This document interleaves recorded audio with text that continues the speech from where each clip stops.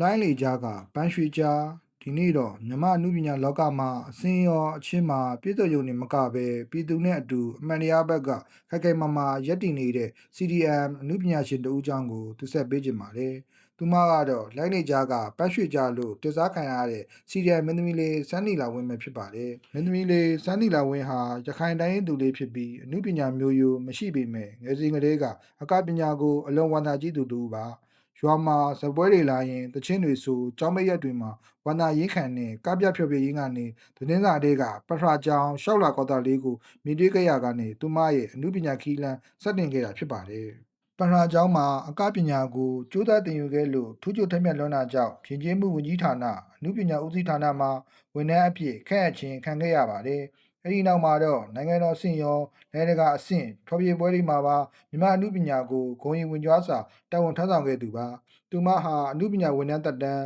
28နှစ်ရှိခဲ့ပြီးဦးစီးအရာရှိရာထူးအထိတာဝန်ကျင်းပခဲ့တဲ့နိုင်ငံကုန်ဆောင်မင်းသမီးတဦးလည်းဖြစ်ပါတယ်။ဒါပေမဲ့2021ခုနှစ်ဖေဖော်ဝါရီလ1ရက်နေ့မှာစစ်တပ်ကနိုင်ငံခေါင်းဆောင်တွေကိုဖမ်းဆီးပြီးအာဏာလွှတ်ယူတဲ့အချိန်မှာတော့သူမဟာယာတုအာဏာတွေကိုစွန့်လွတ်ပြီးပြည်သူနဲ့အတူအမှန်တရားဘက်ကနေရပ်တည်ခဲ့ပါတယ်။စီရီယန်လှုပ်ရှားမှုမှာပါဝင်ရင်းဆန္ဒပြပွဲတွေမှာတက်ကြွစွာပါဝင်ခဲ့လို့စစ်ကောင်စီရဲ့လိုက်လံဖမ်းဆီးမှုတွေကြောင့်လွတ်မြောက်နေမည်သို့တိတ်ဆောင်ခဲ့ရပါတယ်။အခုဆိုရင်မင်းသမီးလေးစန်းနီလာဝင်းဟာလွတ်မြောက်နေမည်မှာရောက်ရှိနေခဲ့ပေမဲ့သူမတက်ကြွနဲ့အကပညာနဲ့တော်လန်ရေးရပုံငွေပွဲတွေမှာဆက်လက်အားဖြင့်ကပြနေစေဖြစ်ပါတယ်။မကြခင်မှာပြသတော့မယ်နပါသားသမင်ပြည်တော်ဝင်မြမမှုဇက်သွဝင်ပွဲကြီးမှာလည်းမင်းသမီးလေးရဲ့ရင်သက်ရှိမောပွဲအကအလှတွေကိုတဝါကြီးကြည့်ရှုခံစားနိုင်ကြမှာဖြစ်ပါတယ်။ကာတော်လက်နဲ့ဒေါ်လာရေးကိုအားဖြည့်နေတဲ့ဒီလိုဖိုးတံ CDN အမှုပညာရှင်စန်းနီလာဝင်းရဲ့အမှုပညာရတတွေကိုအားလုံးပဲစောင့်မျှော်ကြည့်ရှုရင်းအားပေးကြပါအောင်လို့